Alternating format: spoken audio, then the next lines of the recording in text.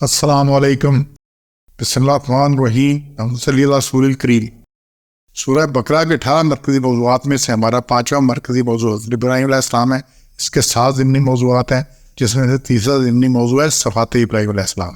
5 صفات کا ذکر آیا جی صورت میں۔ پہلا ہے 130 آیت میں سے پہلے 2 نکات ہیں کہ چنے ہوئے تھے اور آخرت میں نیکوکاروں میں ہوں گے۔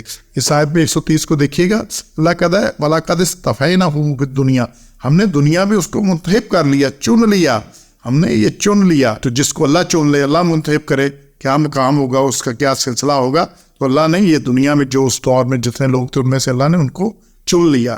انبیاء ویسے سلیکٹڈ ہوتے ہیں، ویسے چنے ہوئے لوگ ہوتے ہیں۔ یہ جو مصطفیٰ کا مطلب یہ چنا ہوا ہوتا ہے، وَلَقَدِ اسْتَفَيْنَاهُ، مصطفیٰ اسی سے ہے کہ چنا ہوا، پھر دنیا میں۔ اور پھر دوسرا نقطہ کیا، وَإِنَّهُ فِي الْآخِرَةِ لَمِنَ الصَّالِحِينَ، اور آخرت میں نیکوں میں سے ہوں گے، صالحین میں سے ہوں گے۔ یہ بہت بڑی بات ہے کہ آخرت کی اللہ نے یہاں گارنٹی دی کہ آخرت میں سارے لوگوں میں سے ہوں گے۔ تو اللہ تعالیٰ نے یہ 2 صفات یہاں پہ بیان کی ہیں۔ تیسرا ہے جی زندگی اور موت، اسلام پر کی وصیت کی انہوں نے۔ 132 نمبر آیت میں اللہ نے بتایا کہ انہوں نے وصیت کیا کی، اور یہی ہے کہ اور یہی وصیت کر گیا ابراہیم اپنے بیٹوں کو اور یعقوب کو، کہ بیٹو بے شک اللہ نے چن کر دیا ہے تم کو دین، سو تم ہرگز نہ مرنا مگر مسلمان، فلا تموتن الا وانتم مسلمون۔ تو یہی ہے ہمارے لیے بھی، یہ حکم ہے کہ مرنا کیا ہے، موت کس پر ہے، زندگی بھی اس پر، موت بھی اسلام میں مسلمان ہو کر۔ تو جب زندگی گزرے گی، اب ہمارا مسئلہ کیا، ہم زندگی مرضی سے گزارنا چاہتے ہیں، زندگی فرعون والی گزارنا چاہتے ہیں، جہاں موسیٰ والا چاہتے ہیں، یہ کام نہیں ہونا۔ تو زندگی اسلام پر تو موت بھی اسلام پر، تو انشاءاللہ پھر یہ سارا کچھ ہمیں انشاءاللہ یہ ساری چیزیں ملیں گی۔ چوتھا ہے جی 135 میں سے کہ ابراہیم علیہ السلام مشرک نہ تھے، کیونکہ بعد میں لوگ مشرک ہو گئے، اور مکہ میں مشرکین سے برا ہوا تھا، اور حتیٰ کہ حضرت ابراہیم کے اسماعیل کے بت رکھے ہوئے تھے خانہ کعبہ میں، تو وہ کہتے تھے کہ وہ بھی مشرکی تھے۔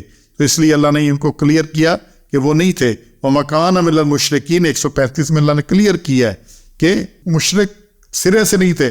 ان کا تو مسئلہ ہی باپ کے ساتھ شرک پہ تھا، انہوں نے باپ سے بحث کی، قوم سے بحث کی، قوم سے جھگڑا کیا اس چیز پہ، کافی دیر قوم کو سمجھاتا رہا، لیکن پھر جب قوم نے نہیں سمجھی تو پھر ان کے سارے بت خانے میں جتنے بت تھے سب کو توڑ دیا، اور پھر ایک بڑے بت کے اوپر رکھ دیا وہ جو اعلیٰ قتل تھا۔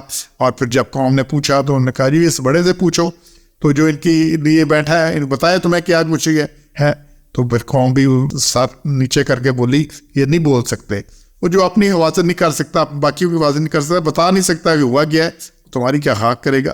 تو مشرکین میں نہیں تھے، لیکن جب اپنا بندہ شرک کرتا ہے، اپنی خرابی کرتا ہے، تو پھر نہ کسی کے سارے تھوپتا ہے، پھر کہیں نہ کہیں سے اس کی دلیل لے کے آتا ہے۔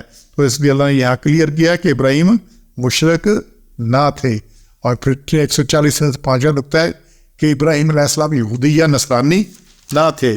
140 آیت کو دیکھیے گا، اس میں اللہ نے کہا کہ یہ، بلکہ ساتھ ہی اللہ نے ان کے ساتھ کہا ہے نہ ابراہیم اور نہ اسماعیل اور اسحاق اور یعقوب اور اس کی اولاد تو یہودی تھے نہ یا نصرانی نہیں تھے، نہ اللہ کہتا ہے یہ نہ تھے، یہ بڑے ظالم ہیں جو گواہی چھپائیں، یہ تو ان سے پہلے فوت ہو گئے۔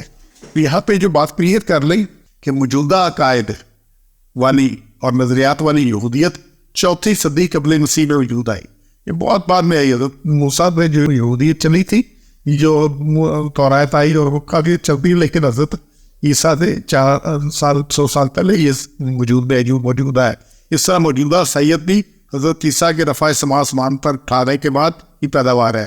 حضرت عیسیٰ کے دور میں یہ عیسائیت نہیں تھی، اور یہودی اور عیسائیوں کے عالم اس بات کو اچھی طرح جانتے تھے کہ حضرت ابراہیم علیہ السلام، اسحاق علیہ السلام، یعقوب علیہ السلام، یوسف علیہ السلام، وہ یہ اس یہودیت سے پہلے فوت ہو چکے تھے، بہت سے عرصہ پہلے فوت ہو چکے تھے۔ تو مگر ان علماء یہود و نصارہ نے عوام کے ذہن میں یہ بات پختہ کر دی تھی، درجہ بالا انبیاء کرام یہود کے قول کے مطابق یہودی تھے اور عیسائیوں کے قول کے مطابق عیسائی تھے۔ اس پس منظر میں اللہ نے علماء یہود و نصارہ کی اس بددیانتی کو اشکار کیا ہے، اور اس میں کتمان شہادت کا مجرم قرار دے کر سب سے بڑے ظالم ٹھہرایا ہے۔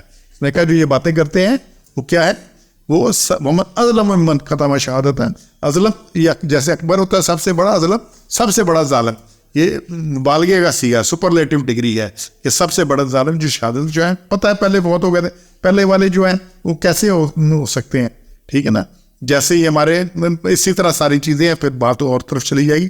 تو ہم انشاءاللہ ہم نے دیکھنا ہے، اللہ نے ان کی صفات بیان کی ہے۔ سبحان ربک رب العزت عما یصفون، والسلام علی المرسلین، الحمد للہ رب العالمین۔